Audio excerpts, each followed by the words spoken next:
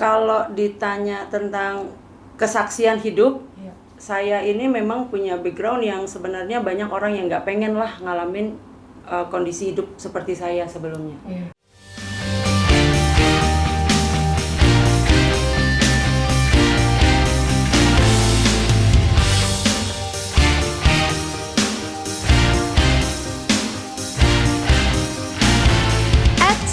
Sebelum lanjut nontonnya, Jangan lupa untuk like, komen, dan subscribe. jangan lupa juga nyalain loncengnya. Selamat menonton.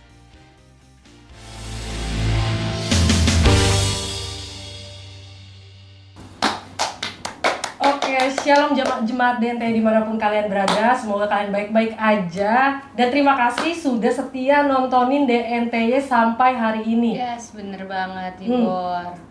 Tadi gue mau buka pengen ini gaya Kayak Vincent. Iya, tutut gitu. Cuma Coba kayak apa? sadar Coba. diri. Nggak apa, Boleh kita coba? Boleh, coba lagi. Nggak usah deh. Nah, hari ini spesial banget nih. Apa tuh? Karena kita akan ada sharing session. Yes, segmen kesaksian ya, Bor Segmen ya. kesaksian. Oke, balik lagi kita di Witness Official. Menyambung dari episode sebelumnya tentang yang perkenalan dari Kanovi, sekarang kita tentang MBA ya, Bor. Ini Kita baru bahas yang MBA-nya. Yes, MBA-nya nih, si Merit by Accident-nya. Oke, kita langsung aja mau ke Kanovi atau mau ini dulu, langsung aja ya. Langsung udah kebanyakan gimmick ya kan. Orang Langsung. juga udah enak. Jadi accident tabrakan sama siapa? Nah, Kanovi kayak di TikTok gitu yang tabrakan nih, tahu-tahu menikah. Ada di TikTok nggak tahu ya. Tahu yang mundur Iya, aja bener. gitu. Tahu menikah gitu. Nah, Itu bukan tabrakan, apa tuh? nabrakin. Oh, bukan maksa. Nabrakin. Oke, boleh Apa Kak? nih? Kan setelah yang kejadian itu, Kak. Kejadian Oh iya. Kan lama-lama nih kakak kan bertumbuh dewasa, Iya, betul. bertemu laki-laki. Terus berpacaran. Iya. Berpacaran. Tadi kan Kak Novi udah sempat mention tuh, pokoknya ini harus jadi milik gue. Iya. Iya, gitu benar, kan. benar, itu. Sampai ditandain ya tuh. Cara itu mengikat laki-laki. Mengikat. Iya. Jadi dulu itu kenapa saya berani ya akhirnya memutuskan itu karena ya itu tadi, karena gambar diri yang udah rusak itu tadi. Jadi cara berpikir pun salah. Ketemu sebuah pria yang Sebuah. Seorang. jangan dong ya. Seorang. Pria yang waktu itu keren banget ya, sampai sekarang sih keren banget. Keren banget. Berarti ini sengaja nabrakin. Tabrakin diri ya udah. Nah itu Supaya tadi. tidak kemana-mana.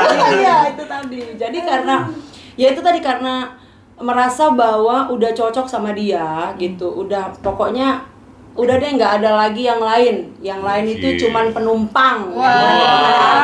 Dunia Makan enak soalnya dibawain B2 terus, lapor terus. Oh iya, ya pengusaha juga ya waktu itu ya. Dia pengusaha juga kan. Pengusaha lapo. Ada laponya. Oh iya. Makanya betah. Tuh. Iya, jadi ini kan ini mumpung kan gitu. Maksudnya dia suka sama saya suka sama dia. Pada waktu tuh nekat untuk buat itu ya udah. Kita nggak boleh pisah. Harus sampai menikah gitu. Gimana nih caranya supaya sampai dia tuh nggak naksir sama cewek lain, tapi naksirnya ke saya gitu. Memang benar-benar jadi milik saya seutuhnya lah pada waktu itu. Jadi saya mikir, bucin kali ya kalau istilah sekarang ya. Nggak boleh bucin-bucin banget ya. Nah, karena bucin jadi akhirnya udah deh putusin untuk ya udahlah, ikat aja dia dengan Nabrakin diri. Karena ya itu tadi, toh juga nggak karena udah dapat letter ya, surat ya, bahwa nggak mungkin punya anak, nggak mungkin punya keturunan. Terus ya udahlah, ini aja, kerjain aja, lakuin aja gitu. Terus mikirnya ya nggak ada gunanya juga kok, nggak ada yang dirugikan juga gitu loh. Ini kan yang dirugiin kan saya sendiri. Dia doang, ya udah biarin sekalian aja buat itu gitu. Nah itu kan sebenarnya kan prinsip pemikiran yang salah ya. Betul. Jadi maksudnya Kak Novi berani melakukan hal itu, seksual itu, karena tadi udah ada rekam medisnya. Iya. Itu kan Kak. Berani jadi berani mutusin karena udah rekam medis bahwa ini nggak bisa punya anak lagi karena udah kasus yang kemarin, karena maksudnya kasus perkosaan itu. Jadi akhirnya mungkin karena diperiksa dan segala macam itu kan sempat ke pending. Saya datang bulan itu usia menginjak ke 18 tahun.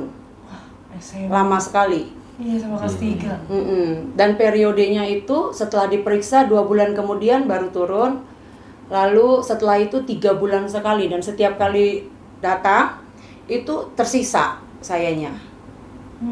Nah itu jadi itu yang membuat saya, oh iya ini surat satu, dokter kan nggak mungkin salah nih. Iya. Dulu ya, dokter kan nggak mungkin salah. Kedua ngelihat periodnya ini, oh iya ternyata orang kan semua sebulan dapat gitu Iya. ya. Kok saya, oh iya mungkin ini ya udah gitu ya, karena memang hidup sudah menganggap tidak ada artinya.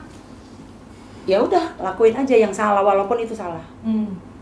Akhirnya jeder. Nabrakin diri. Dan- Iya dan gitu. Jeder, ada nih. Berarti pas pacaran itu tadi hubungannya mau serius apa enggak sebenarnya? Sebenarnya sih pengen kalau dari sayanya sih serius ya. Karena kan waktu itu saya juga sudah sudah belajar melayani, itu sudah pengen komit lah. Memang pada waktu itu aku nggak mau cari pacar, tapi mau cari laki-laki yang mau menerima saya apa adanya. Karena ya itu tadi, dengan background saya mana ada sih laki-laki yang mau dengan perempuan seperti ini. Gitu. Jadi ya mumpung ada laki-laki yang mau menerima saya dan berani, dia juga memang bilang waktu itu, kamu mau nggak jadi pacar saya? Bukan jadi istri ya, jadi pacar saya. Dan saya ini apa ya istilahnya, kalau bahasa orang Cirebon itu apa sih, kemerengseng apa sih? Kesemsem. Bukan, apa ya, merasa kayak yang aduh gimana berbunga-bunga gitu kan. Ada cowok nih yang datang bilang ya udah kita pacaran dulu, nanti kalau gimana ya menikah gitu. Sedangkan saya kan sudah ngasih tahu nih, saya ini paketnya begini, rusak, ambruk, nggak ada artinya, mau gitu. Puji Tuhan mau diangkut ya kan? Bungkus. Mau bahasanya, waduh. Sorry, Maaf, ini maaf, ini Pak. mobil saya Untungnya masih ada yang angkut. Aduh. Malu kebanyakan di jalanan. Iya, di jalanan ya. ini Gue kan di jalanan. ini calon wakil rakyat loh. Oh iya ya. Ini nanti aja ya. Nanti aja ya. Lagi nggak pakai kostum soalnya. Oh iya benar. Lagi nggak ada title. Iya. Tapi Nah, puji itu. Tuhannya mau ya kak? Apanya? Cowoknya. Iya, suami Iya. kakak. Sekarang jadi suami. Jadi suami, Sekarang jadi suami. Puji Tuhan. Puji Nah, Tuhan. memang waktu itu sempat, karena kan kita nggak tahu, saya nggak tahu kalau misalnya perbuatan saya itu ternyata ada apa sih gini, punya bayi, ada bayi dalam kandungan saya. Oh karena Itu. MBA tadi. MBA tadi. Jadi itu juga 4 bulan saya baru tahu kalau di dalam perut saya ini ada janin. 4 bulan. Iya. Bukan itu harusnya udah gede ya kak? Itu dia, Jadi saya juga bingung. nggak berasa sama sekali. Nggak berasa. Kan kalau orang ada yang muntah Iya, gitu kan iya. ya. Terus taunya akhirnya 4 bulan tuh ada janin gimana? Dari mana? Ya sebenarnya ada teman-teman yang di dekat saya itu ngerasa, Nov kok kamu kayaknya gendutan, terus kok kamu pengennya makan pedes-pedes gitu. Memang saya waktu itu tiba-tiba menyukai pedes gitu. Kalau rujak memang saya sampai hari ini suka rujak Aku lihat ya. temannya menyukai pedes. Aduh, Tiba-tiba, Jangan. tiba-tiba. Jadi Bawangnya sebelah ciri-cirinya. mercon. Wah kami hidun tuh. Ceker yuk. Ciri-cirinya pedas, perut agak melentung sedikit gitu ya. Kalau melentung nggak kan, karena saya tinggi kan, jadi Iya. nggak ada yang tahu gitu. Berisi Cuma lah ya, agak mungkin berisi. ya lebih kayak berisi. Jadi gitu. waktu udah gitu akhirnya cek. Akhirnya cek, diajak teman, ada kakak yang baik waktu itu, dia ajak cek, yuk cek KMI. Hai Terus? Kak Emi. Hai, Kak Emi, salam kenal. Kaget waktu itu. Dia- Kaget banget lah, kaget banget gitu. Dan saya Tapi sampai, kamu nggak disangka kayak Maria kan? oh enggak lah, oh enggak. Maria Magdalena. Maria istri Yusuf. Lama gorengnya. Oh enggak, karena saya sempat merasa gini, hah? Apa karena saya buatah gitu? Apa karena yang waktu itu tak? Oh, Gitu. sadar ya. Sadar, kan nggak linglung dong gitu. Jadi Nah setelah tahu begitu, kamu sendiri kaget. kaget, saya kaget dan aduh mau kemana nih? Nah, aduh nggak tahu. Nah bersyukurnya waktu itu ada KMI, itu KMI langsung kayak yang shock terapi juga, maksudnya marah lah sama saya gitu ya, kamu ini perempuan bla bla bla. Tapi dia ngasih solusi gitu, ya udah kamu begini gimana, ya udah akhirnya saya telepon pacar saya itu kan, saya bilang ini aku Hamidun gimana nih gitu. Dia tuh yang hah, Hebat dari dia jadi laki gitu ya. iya gitu. Cuma sekali. Ya, Gitu. ya enggak lah, 4 bulan Pak. Terus hah? Terus ya dia mungkin karena masih muda ya, kan masih muda, masih umur 22 tahun waktu itu. Ya udah sama-sama 22 tahun. Sama-sama, beda bulan aja. Dia bulan Februari, saya bulan November. Terus lagi. terus dia bilang, ya udah saya tanya mama saya dulu, saya tanya orang tua dulu gitu. Nah, di situ hati saya apa ya, maksudnya aduh gimana nih gitu. Cuman pada waktu itu nggak tahu gimana ya, pokoknya ya udah Tuhan tolong, please lah Tuhan tolong, gimana walaupun ada yang ngasih saran ini itu, tapi saya cuman bilang ya ampun ini gimana sih gitu, Tuhan please lah ya, tetap berdoa lah, ya udah salah ya mau gimana gitu Tuhan, tapi Tuhan baiklah, Tuhan tetap tolong. Nggak lama telepon berdering, dia ngangkat malam itu juga. Pas selesai periksa itu dia langsung bilang ya udah kita married. Wih, Dan aku married lah dengan dia. bertanggung jawab ya Bertanggung untungnya. jawab. Makanya itu aku bilang aku cinta banget sama suamiku. Cie. Tapi berarti kakak waktu itu lagi bergereja di mana kak? Maksudnya? Jemaat. Oh, ada di Jemaat. gereja. Jemaat di Ada bergereja di satu gereja. Kakak nggak diusir kan? Nggak disuruh cabut? Oh, enggak. Nah, Bener. patah tuh statementnya tuh yang lagi komen tuh. Hey. Nggak bercanda. Jadi buat gereja-gereja ya aku nggak tahu lah. Maksudnya gini, gereja itu kan pintunya harus terbuka buat orang-orang yang memang bukan cuma sekedar membutuhkan, karena gereja itu bukan jualan. Aku nggak ngeritik gereja ya, karena aku pelayan gereja juga. Nah, jadi pada waktu itu ketika saya bicara, kami ini datang ke gereja dan bilang bahwa kami memang melayani juga. Dan kami jatuh dalam dosa. Dan pada waktu itu puji Tuhannya gembala sidangnya nggak ngusir. Oke. Dia malah merangkul, mungkin bukan disembunyikan ya, tapi lebih kayak yang dibina, lebih intens, lebih apa ya, lebih kuat lagi. Iya, lebih diperhatikan, lebih intens lah, nggak dilepas gitu. Pada waktu itu ya. Jadi gereja yang tempat saya tuh puji Tuhan banget, luar biasa. Jadi mereka merangkul saya, bahkan menolong saya, membantu saya untuk mencari cincin nikah, bahkan membantu saya mencari, ayo sediain baju. Dan saya juga melayani di sebuah yayasan. Pada waktu itu teman-teman di yayasan juga, ini kamu pakai baju ini, padahal saya berpikir udah saya nggak usah pakai baju apa-apa, maksudnya nggak usah pakai yang gimana-gimana gitu loh, gitu. Tapi dibantuin, udah kamu pakai kebaya, mereka siapin semuanya. Sampai saya tuh salut lah ya sama orang-orang yang memang dulu tuh sangat-sangat berjasa buat saya. Kak Rudi Sugiarto, Ci Iren, kalau lihat, boleh ya? Boleh. Iya, karena beliau membantu saya juga waktu itu, proses pernikahan waktu itu, dan juga buat Kak Emi, Kak Sarah, di-mention nih satu-satu nih. Udah nolongin gitu ya juga. Jadi nolongin tuh puji Tuhan ya, banyak sekali ya. Puji Tuhan. Jadi kita yang MBA itu justru sangat banget butuh pertolongan.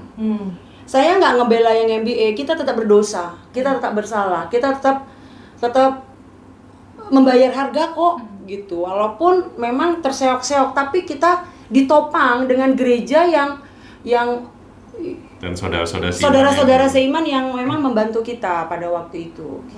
Makanya pilih gereja yang benar. Nah, itu lagi tuh pesannya, nggak bosan-bosan. Pilih gereja yang benar. Yang tepat dan benar. Jadi buat saya sih, ya memang kita sebagai, maksudnya tubuh Kristus, gereja gitu ya. Ya kalau ada orang yang misalnya bermasalah, atau orang yang jatuh dalam dosa atau gimana gitu, ya kan kita juga bukan orang baik juga kan ya. Maksudnya kita juga orang berdosa, orang yang ya meskipun ngomong-ngomong kudus apa segala macam, tapi buat saya nggak ada orang yang itu. Cuma Tuhan yang tidak pernah berdosa. Amen. Jadi kalau sesama kita gitu yang ada, ya mungkin gitu ya. Kalau saya sih tetap berpikir bahwa kalau orang jatuh segala macam, ya memang harus minta ampun, tetap harus minta ampun karena dia bersalah. Dan ada kan kalau di Alkitab upah dosa itu maut kan ya. Iya. Tapi kita bersyukur karena ada Yesus Kristus itu yang menebus dosa kita. Kita datang, kita minta ampun, maka meskipun dosa kita tuh seperti merah kirmisi, bahkan itu kan diputihkan seperti salju. Yes. Jadi kita bersyukur punya Tuhan yang bisa mengampuni kita, membersihkan semua dosa kita. Nah, makanya saya cuma berpikir bahwa ya sesama kita orang Kristen, orang percaya gitu loh. Kalau ada saudaramu jatuh, jangan hakimi. Yes. Dekati, tolongin. Misalnya kita bisa tolongin dia apa, gitu. Malah kita kan bisa jadi blessing. Iya. Kan Tuhan Yesus juga pernah nanya kan, kalau aku datang sebagai misalnya di mana, kamu mau nggak ngelayanin? Gitu kan, bukan karena oh lihat Tuhan Yesus gitu kita layani, tapi orang-orang sekitar kita, teman-teman kita, saudara kita, apa semua segala macam yang susah, yang gimana, ya kita tolong. Gitu, itu sebagai salah satu kita mencintai Tuhan. Gitu. Ya jadi kalau ada yang merasa seperti Kanovi, ya dia juga akhirnya bisa punya saudara seiman yang luar biasa lah. Akhirnya banyak istilahnya dia bisa ya gimana tuh perasaan waktu itu ditolongin, kok banyak orang yang bisa bantuin gue gitu ya. Iya, nggak tahu juga tuh, cuman memang waktu itu ya puji Tuhannya saya berada di lingkungan yang benar ya, artinya teman-teman yang memang pada waktu itu hatinya tuh memang melayani gitu. Jadi ketika ada orang seperti saya ini, mereka tidak menghindar, tapi mereka justru berebut-rebutan untuk membantu. apa yang bisa saya bantu gitu. Dan saya merasa seperti manusia, seperti di manusia apa ya? Iya, dimanusiakan. Iya, seperti manusia yang dimanusiakan gitu. Dan saya bersyukur, maksudnya gini, melalui perjalanan itu akhirnya saya bisa melihat bahwa banyak orang-orang yang sebenarnya butuh dijamah oleh gereja-gereja Tuhan. Jadi sebenarnya gereja-gereja itu sekarang tidak istilahnya jangan terpaku dengan jemaat yang ada di hadapanmu, tapi berusahalah menghampiri mereka yang justru diam, mereka yang justru jatuh, mereka yang justru sedang dalam keadaan lemah yang memang harus dibantu. Itulah fungsinya sebenarnya gereja. Jadi jangan eksklusif lah ya gereja itu ya.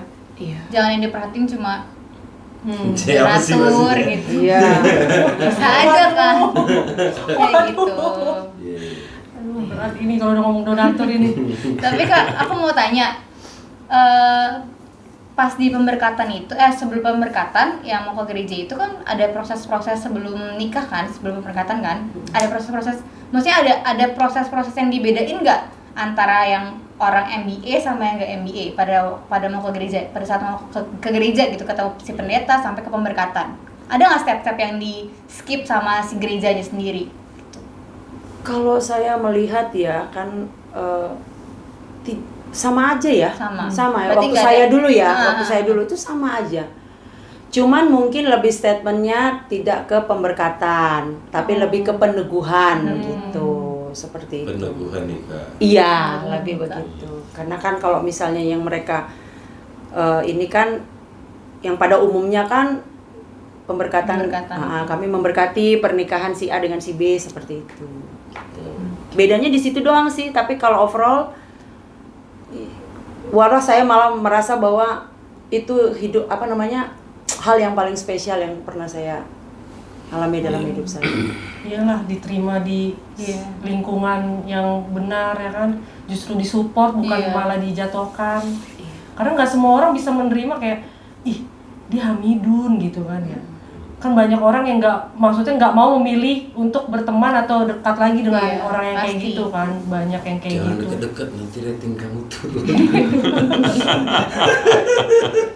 Ini luar biasa sih. Berarti kan Kak Novi kan setelah menikah makin merasa diberkati dong Kak. Iya. Puji Tuhan. Iya kan, puji Tuhan. jadi keluarga yang diberkati Tuhan gitu kan ya. Puji Tuhan. Nah, setelah itu kan hamil apa dan segala macam kan Kak. Setelah lahir gimana Kak? ada hal-hal pergolakan lain kah? Kejadian lain. Waktu keluar langsung ngomong shalom gitu. Shalom. Enggak sih. Jadi karena ini kan apapun latar belakangnya ya, aku melihat waktu itu anak ini miracle. Nah, cuman memang nggak dikasih nama miracle juga, enggak gitu. Jadi 3 nama, jadi dia punya nama 3, tiga-tiganya bukan saya yang kasih. Oh, itu siapa Kak? Orang lain, hamba Tuhan semua yang kasih. Gitu. Jadi disebutin ya namanya. Nama anaknya boleh. Nama anak Maknya saya punya hak itu. Enggak, maksudnya yang ngasih namanya? Enggak usah. Enggak ya. Jadi satu orang hamba Tuhan, penari senior di tempat saya pelayanan itu kasih nama Elion. Artinya boleh Kak sekalian? Siapa tahu ada yang nggak ngerti nih di sini penonton-penonton. Iya, pada waktu itu kenapa dikasih Elion, dia bilang anakmu ini kuat, berani, gagah perkasa gitu. Nah, pada waktu itu kan saya belum belajar teologi ya. Waktu anak saya yang pertama ini lahir, ya saya terima aja yang dari dia. Pokoknya ya memang saya nggak prepare nama juga, pada belum siapin nama juga. Nah, terus yang kedua dikasih, ada juga seorang orang tua yang saya kagumi juga, dia kasih nama Samuel. Ini anak. Terus yang ketiga, mama mertua saya kasih nama Charles. Wih, Charles. Gitu. Charles. Jadi namanya Elion Samuel Charles. Panggilannya Charles. Panggilannya Elion. Leon. Iya. Keren sih. Iya.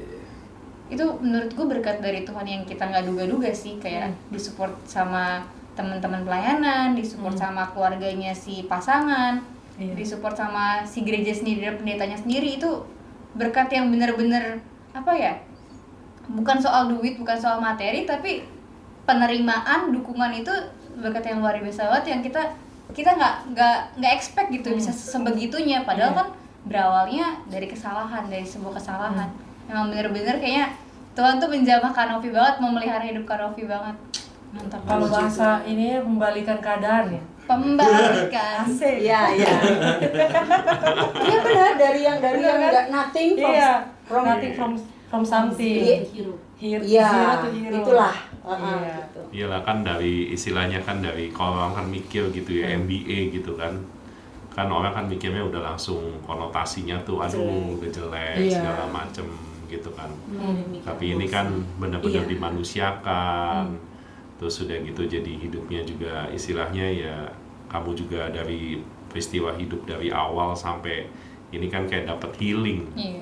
Iya kan. Ya kalau saya rasa ini cuma karena Tuhan sih, karena anugerah bisa ada hamba Tuhan, ada gereja, ada gembala, ada kawan-kawan saudara seiman, ada sekeliling yang benar-benar mensupport menjadi sembuh gitu loh. Malah sekarang kalau nggak salah udah jadi pendeta ya. Bisa kita bahas tuh di episode selanjutnya. Jangan di-spill dulu. Oke. Ini bocoran aja. Nah Kak, untuk penutupan nih Kak, kasih pesan dong Kak buat teman-teman kita yang anak-anak muda, apalagi kan banyak tuh Gen Z, milenial sekarang tuh yang masih bucin-bucinnya sama itu yang pacaran. pertama. Yang kedua, pesan untuk orang-orang tua kepada anak-anaknya yang mungkin orang tua yang nggak deket sama anaknya, atau misalkan orang tuanya yang anaknya lagi LDR, kuliah di luar, tolong Pak. Jadi 2 pesan, satu buat yang Gen Z sama millennials, yang satu buat orang-orang tua kepada anak-anaknya. Oke.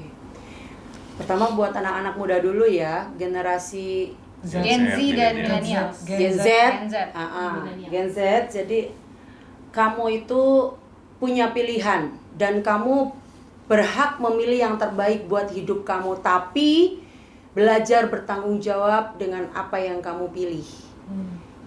Itu sebuah hal yang buat saya berat ya, pasti buat anak-anak muda. Tapi kamu, satu hal sih yang saya cuman pesan bahwa hidup kamu itu bukan cuman punya kamu, punya Tuhan. Jadi kalau kamu mau pakai hidup kamu, tanya Tuhan dulu gitu. Ini sesuai nggak nih dengan yang Tuhan mau, atau bener nggak sih yang gue lakuin? Kalau misalnya tanya Tuhan, Tuhannya nggak jawab ya gitu ya. Udah lu pakai pikiran lu aja, lu kan kuliah lu belajar. Kalau lu buat ini, goalnya apa buat hidupmu, untungnya apa buat masa depan kamu gitu. Terlepas dari kesaksian ini, jangan jadi solusi ya. Maksudnya oh ya oke saya buat, enggak gitu. Ini tuh jangan jadi solusi. Oh nanti gue buat ini terus enggak loh ya. Dia juga sengsara banget. Kamu nggak tahu aja. Dulu rambutnya hitam, sekarang jadi begini. Bagus dong. Enggak, tapi saya camkan sekali lagi buat kamu yang masih muda dan kamu yang punya pacar, nggak usah terlalu bucin. Ya, Tuhan sediain banyak pria atau pasangan-pasangan yang memang Tuhan pakai untuk menyempurnakan kamu. Karena there's nobody's perfect, guys. Nggak ada. Iya, benar ya. Terus buat para orang tua, sekali lagi, saya juga orang tua, anak saya 4. Puji Tuhan saya dikaruniai 4 putra. Wah, top chair ya. Padahal rekam medisnya dibilang nggak bisa punya anak, tapi Iya, Tuhan kasih itu empat. dia. Rajin berarti. Itu mukjizat. Tuhan luar biasa. Mukjizat dong. Kamu kayaknya dulu periksanya bukan ke dokter deh. Kayaknya salah itu ya. Iya, kayaknya salah deh. Makanya itu. Mana Perlu ada sampai dia dipertanyakan. ngomong nggak bisa punya anak, soal anaknya memang 4. Iya. Perlu dipertanyakan itu memang. Bentar lagi 11 habis. Langsung bisa main bola. Loh, Sebelasan. nggak usah, udah punya anak yang kecil udah jago main bola kok. Oh gitu ya. Nah, jadi buat orang-orang tua, para orang tua khususnya, anak-anak kita itu sudah dewasa dan beri mereka tanggung jawab. Tapi tidak melepaskan mereka begitu saja. Tetap ada komunikasi, tetap ada edukasi di mana mungkin boleh ya sejak dini kali ya, kayak seksualitas itu ya, misalnya alat vital ini boleh, itu nggak boleh, mana yang istilahnya pantas dan tidak pantas gitu ya. Jadi kayak anak-anak sekarang ini, sorry ya sister bro, kayaknya pakai baju juga udah nggak peduli siapa yang lihat gitu loh, yang penting nyaman di gue. Nah itu juga harus diperhatikan. Jadi buat buat para orang tua, ayo sama-sama kita, ya saya juga masih orang tua, maksudnya saya juga punya anak, saya juga belajar mendidik bahwa komunikasi itu penting, pengenalan tentang seksualitas itu penting. Jadi jangan menganggap anakmu bisa tahu sendiri. Karena anak-anak itu belajar bukan dari teori. Iya. Bener nggak? Benar. Ada praktikumnya ya. Praktikal. Jadi mereka kalau kita kan gini, kita kan mikir dulu ya. Baru kalau orang dewasa, kita kan orang dewasa ya. Mau melakukan sesuatu kan mikir dulu, bener nggak sih? Mikir dulu nih kan orang dewasa. Kalau anak-anak enggak, anak-anak muda tuh biasanya mikir dulu, salah. Ngelakuin dulu, baru sambil mikir. Bener nggak sih? Benar sih. Seringnya kadang-kadang gitu ya. Iya. Ya, jadi apalagi orang-orang yang emosionalnya, apalagi dengan latar belakang yang penolakan, terbuang dan sebagainya, pelecehan dan sebagainya, itu rentan sekali yang seperti itu. Jadi ya baik orang tua angkat, orang dewasa, tetap rangkul anaknya, tetap komunikasikan sesuatu yang memang benar-benar boleh dan tidak boleh dilakukan sebelum dan sesudah menikah. Gitu. Itu sih mungkin dari. Nah begitu ya teman-teman Gen Z dan milenial, pesan dari Kak Novi jangan sampai dilupain. Yes. Mantep banget sih Bor, pesan podcast kita kali ini tuh menurut gue yang paling berkesan. Sampai gue sempet merinding denger ceritanya Kak Novi, kesaksian hidupnya. Iya. Yang sangat-sangat dipelihara Tuhan, diberkati Tuhan. Dan untuk tadi Gen Z dan milenial dan juga orang tua yang sudah dipesankan Kak Novi, tolong banget ditanemin ke dirinya masing-masing dan juga ke anaknya masing-masing. Maksa ya Wak. Harus. Oke, kita sudah sampai di segmen kita terakhir ini. Jangan lupa untuk like, komen, dan juga subscribe. Jangan lupa nyalain loncengnya, jangan lupa di-share juga. Dan juga jangan lupa untuk follow kita, dengerin kita di Spotify, follow kita di TikTok, follow kita juga di Instagram. Oke, see you semuanya. Bye-bye. Dadah, Bye. God bless you. Tuhan berkati. Oke.